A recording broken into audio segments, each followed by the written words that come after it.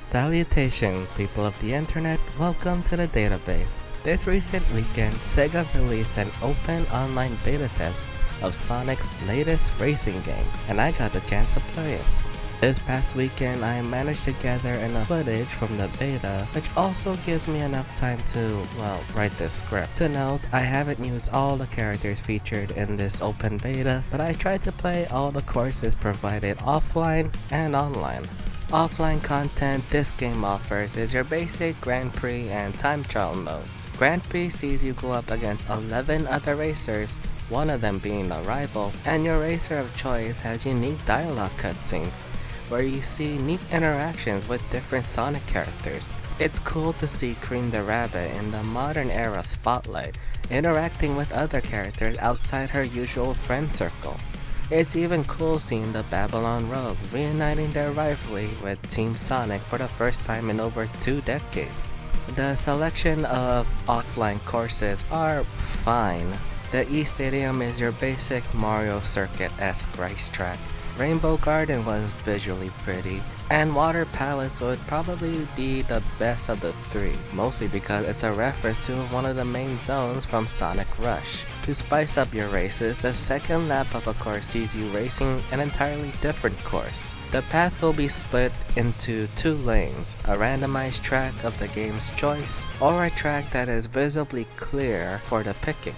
The decision of the track is based on whoever picks the path first.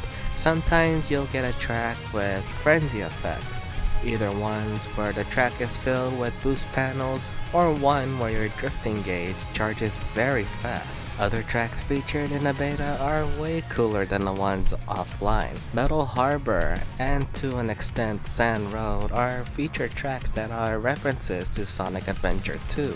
Original tracks like Wonder Museum and Colorful Mall. You also get tracks from Sonic Unleashed such as Holaska's Nighttime Coolidge, Chunan's Dragon Road, and the most infamous of them all, Apatos Windmill Isle. I say infamous because I ran into tons of racers that like to use a monster truck gadget at the start of the race, where Apatos' beginning section is very narrow and chaotic. Gadgets are the main customizable gimmick for Sonic Racing CrossWorlds, as you can equip gadgets within the maximum of 6 slots. Some gadgets can cost between 1, 2, or 3 slots. Some can improve your racing performance, such as faster air tricks for boost, bigger ring capacity for acceleration, kits that improve a specific stat, and like I mentioned earlier, equip yourself with a specific item from the start. Now granted, these were racers I ran into that followed the online meta and used the same set of gadgets, but I like to see this from a positive perspective, as I like the new gadget system for this game. It opens the opportunity for experimentation and unique gameplay expression from the players. You want to equip gadgets that heavily relies on air tricks, or a gadget set that relies on items? You can do that. For the roster, that includes all 3 members of Team Sonic, Sonic, Tails, and Knuckles, Team Rose of Amy Rose, Cream the Rabbit, and her pet cheese Chow, Shadow the Hedgehog, and E123 Omega of Team Dark, Dr. Eggman, and Zaz from Sonic Lost World, and all 3 members of the Team Babylon Rogues, Jet the Hawk, Storm the Albatross, and Wave the Swallow. All 3 would exclusively appear in the Sonic Riders series of games, and all the characters are also equipped with their own stat category, similar to the different weight classes in all the Mario Kart games. The only other character to be featured in this game's beta is Joker from Persona 5, who you don't get the chance to play as from the get-go. Instead, players have to wait a day after the start of the beta to play as him, the same time as the game's special 1-day-long festival event.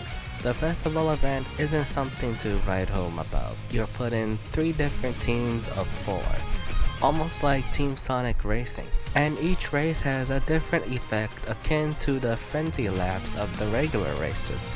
though for the festival event is either bump into your teammates or perform air tricks for a team boost. The winning team also gets bonus points for whoever does these things the most.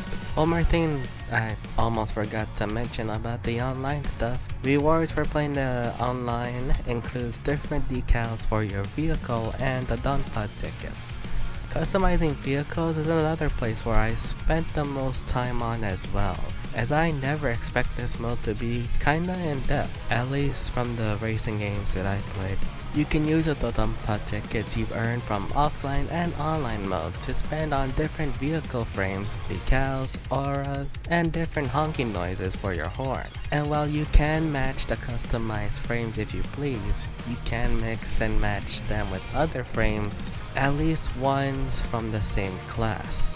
Same goes with your vehicles, as each stat category has their own set of vehicle frame. The boost category is where you'll find the hoverboards from Sonic Racers, so that sucks.